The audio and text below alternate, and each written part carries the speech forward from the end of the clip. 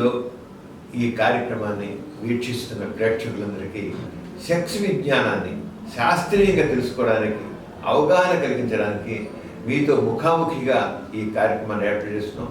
మీ నుంచి వచ్చిన ఈ ప్రశ్నలన్నింటికి లేకపోతే సమస్యలన్నింటికి ఈ కార్యక్రమం ద్వారా మీకు కొంత పరిష్కారాలు సూచించడం జరుగుతుంది.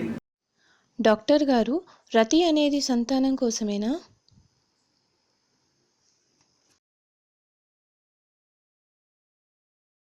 ఇప్పుడు ఇక్కడ ఆవిడ ఒక కొద్ది విచిత్రమైన సైకాలజీ అన్నమాట. జనరల్గా ఏంటంటే పిల్లల కోసమే మాత్రం సెక్స్ కాదు, ఇద్దరు ఆనందించకూడదు. రోజు ఎందుకు భోజనం చేస్తాం?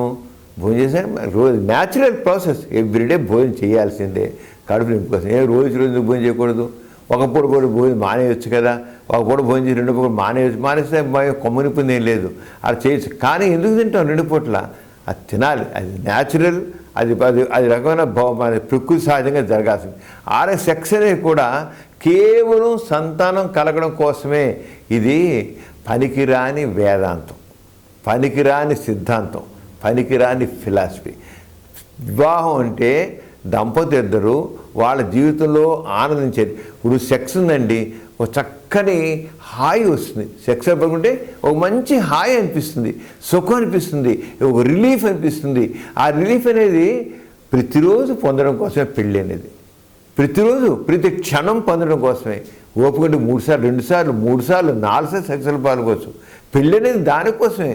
అంతేగాని పెళ్ళి అనేది మనిషికి కావలసిన ఒక సుఖం. అంతకుముందు సెక్స్ కంటే మించిన సుఖం సృష్టిలో లేదు. సెక్సే చాలా సుఖప్రదమైంది, ఎంతో హాయినిచ్చేది, మనసుకు శాంతినిచ్చేది.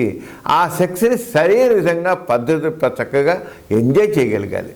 అంతేగాని అర్థం లేని ఫిలాసఫీ పెట్టుకుని సెక్స్ అనేది కేవలం ఒక పిల్లల కన్నం కోసమే అంతే అనుకుంటే మీనింగ్లెస్, అర్థం లేని మాట.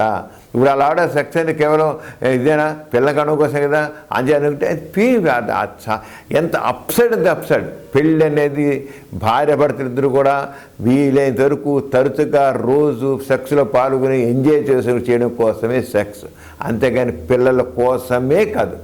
ఆటోమేటిక్గా పిల్లలు పుడతారు, ఆటోమేటిక్ పుడతారు. అది అంతే కదా కాదు. అదే వాళ్ళ ఆవిడ ఒక రకం చెప్పాలంటే వీళ్ళలో ఏంటంటే మొట్టమొదటి నూరి పోస్తారు. సెక్స్ అనేది విషయంలో పిల్లలకు అది జంతుప్రాయం అనేది, అది అంచేత పశు ప్రవృత్తి, అలాంటి పనికిరాదు అంటే బుర్రకి ఆ నూరి పోసే కల్లా ఈ పనికిరాని ఆలోచనలు ఉండి ఆడవాడు సెక్స్లో పాల్గొనదు. వాళ్ళ ఇనిషియల్ సెక్స్ని చంపేసుకుంటారు వాళ్ళు. అలాంటి వాళ్ళు సెక్స్ చచ్చిపోతుంది వాళ్ళలో. అంచేత అలా కాదు. సెక్స్ అనేది హాయిగా ఉండడం కోసం మనం నిరంతరం రోజు లేస్తాం, రోజు హాయిగా కడుపులో తింటాం, సంతోషంగా ఉంటాం, తృప్తిగా ఉంటాం. ఆరగానే సెక్స్ కూడా ఎలా అయితే భోజనం చేస్తామో ఆరగానే సెక్స్ కూడా అనుభవించాలి, తప్పకుండా అనుభవించి తీరాలి. అనుభవించి దాని సుఖం పొందాలి, హాయిగా ఉండాలి. ఒక సెక్స్లో పాల్గొంటే మనసు తేలికనవుతుంది. రోజువారీ కార్యక్రమం, రోజువారీ దినచర్యలు అనేక రకమైన స్ట్రెస్కు లోనవుతాం. ఎప్పుడైతే సెక్స్లో పాల్గొంటామో సెక్స్లో పాల్గొనలా ఒక చక్కని రిలీఫ్ వస్తుంది, స్ట్రెస్ అంతా రిలీఫ్ వచ్చేస్తుంది. అంచేత ప్రతివాడు తప్పకుండా సెక్స్లో పాల్గొని ఆ ఆనందాన్ని సొంతం చేసుకోవాలి. అంతేగా సెక్స్ అనేది మాత్రం ఎప్పుడో ఒకసారి మాట కరెక్ట్ కాదు.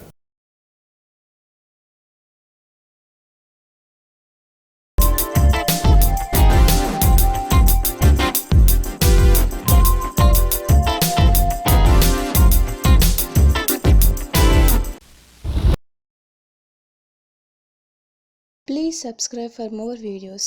YouTube /Dr. Samaram.